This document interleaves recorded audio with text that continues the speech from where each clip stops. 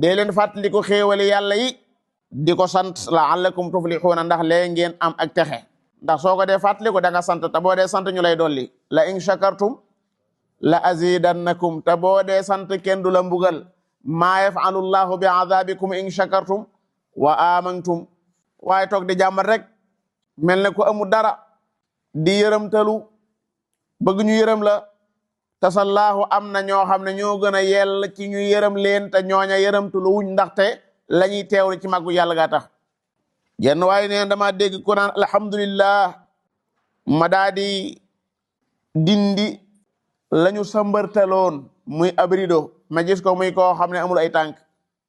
ma gis ko muy koo xam ne amul ay bët ma ne ko waaw xanaa du yaa wax alhamdulillahi léegi mu ne maa ko wax de ma ne ko déet